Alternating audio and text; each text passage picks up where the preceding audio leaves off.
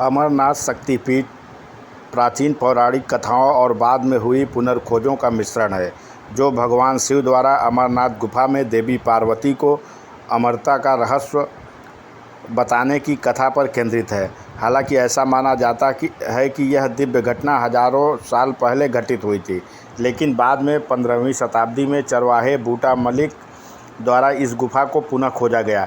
यह स्थल बाद में एक महत्वपूर्ण तीर्थ स्थल के रूप में विकसित हुआ, जिसमें 11वीं शताब्दी में रानी सूर्यमती जैसी हस्तियों के योगदान और 19वीं शताब्दी में महंत बुआवन द्वारा महत्वपूर्ण पुनः खोज के ऐतिहासिक संदर्भ मिलते हैं, जिसका उल्लेख महाभारत जैसे ग्रंथों में मिलता है। पौराणिक उत्पत्ति। अमर कथा। किंवदंती के अनुसार वह पवित्र गुफा जहां भगवान शिव ने अपनी पत्नी देवी पार्वती को अमरता का रहस्य बताया था। कबूतरों के एक जोड़े को जो संयोगवश गुफा में थे और उन्होंने दिव्य प्रवचन को सुन लिया था, अमरता का आशीर्वाद प्राप्त हुआ। और कहा जाता है कि आज भी तीर्थयात्रियों को वे दिखाई देते हैं। आध्यात्मिक यात्रा। गुफा तक जाने वाले मार्ग को तीर्थयात्रियों के लिए एक आध्यात्मिक मानचित्र माना जाता है।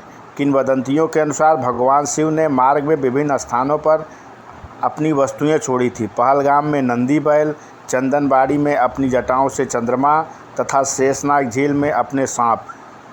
पुनः खोज और ऐतिहासिक उल्लेख। बूटा मलिक की खोज। कहा जाता है कि 15वीं शताब्दी में बूटा मलिक नामक एक चरवाहे की मुलाकात एक संत से हुई, जिन्होंने उसे कोयले से भरा एक थैला दिया जो सोने में बदल गया।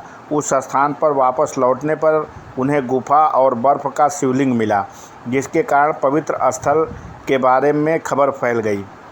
प्राचीन ग्रंथ राजतरंगिणी में रानी सूर्यमती का उल्लेख मिलता है, जिन्होंने 11वीं शताब्दी में मंदिर में महत्वपूर्ण योगदान दिया था तथा पवित्र कलाकृतियाँ दान की थी।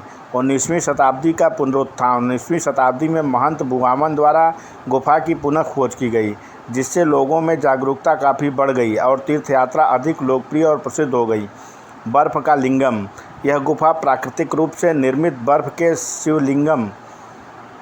शिवलिंग के लिए प्रसिद्ध है। गुफा की छत से पानी की बूंदें जमकर इस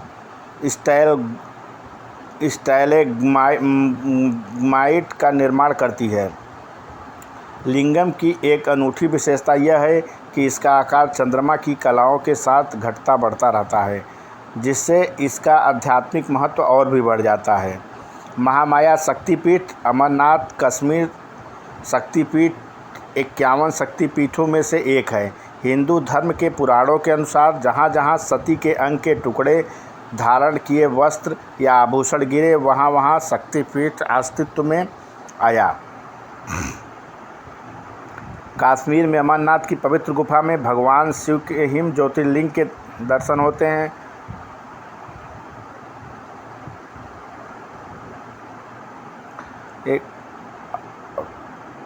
और वहीं पर हिम शक्तिपीठ भी बनती है। एक गणेश पीठ, एक पार्वती पीठ भी हिम निर्मित होता है। पार्वती पीठ ही शक्तिपीठ स्थल है। श्रावण शुक्ल पूर्णिमा को अमरनाथ के दर्शन के साथ पार्वती शक्तिपीठ का भी दर्शन किया जाता है। यहाँ सती के अंग तथा अंगभूषण की पूजा होती है, क्योंकि यहाँ उनके कंठ का निपात हुआ था। यहाँ की शक्ति महामाया तथा भैरव त्रिसंधेश्वर हैं। अमरनाथ यात्रा। जम्मू कश्मीर राज्य में स्थित अमरनाथ बहुत पवित्र तीर्थ स्थल है। अमरनाथ धाम विश्व प्रसिद्ध बर्फानी शिवलिंग के साथ महामाया शक्तिपीठ की भी भक्तों में बहुत बड़ी मान्यता है। कहते हैं कि इस जगह ही भगवान शिव ने अपनी पत्नी पार्वती को अमरता का ज्ञान दे रहे थे। यह मंदिर भी अमरनाथ की पवित्र गुफा में ही है। इस जगह देवी सती की गर्दन गिरी थी और इस तरह यह जगह 51 शक्तिपीठों में से एक है। यहाँ शिव भैरव त्रिसंधेश्वर के नाम से पूजा जाता है। अमरनाथ की इस पवित्र गुफा में जहाँ भगवान शिव के हिमलिंग का दर्शन होता है, वहीं हिम निर्मित एक पार्वती पीठ भी बनता है।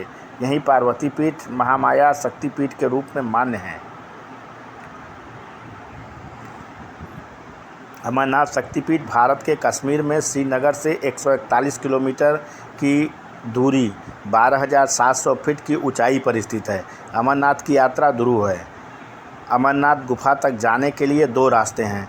पहला बलतल जो श्रीनगर से 70 किलोमीटर की दूरी पर है। यह मार्ग पैदल चलने की दृष्टि से छोटा ज़रूर है पर काफ़ी खतरनाक है क्योंकि बरसात से खतरा बढ़ जाता है। दूसरा मार्ग पहलगाम से शुरू होता है जो चंदनबाड़ी, शेषनाग, पंचतरणी होकर जाता है।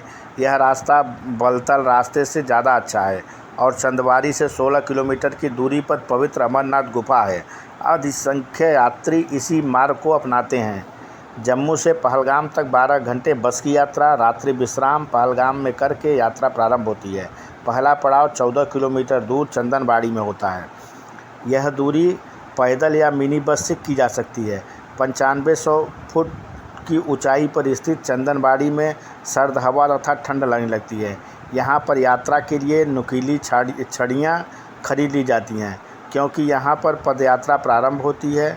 लगभग 32 किलोमीटर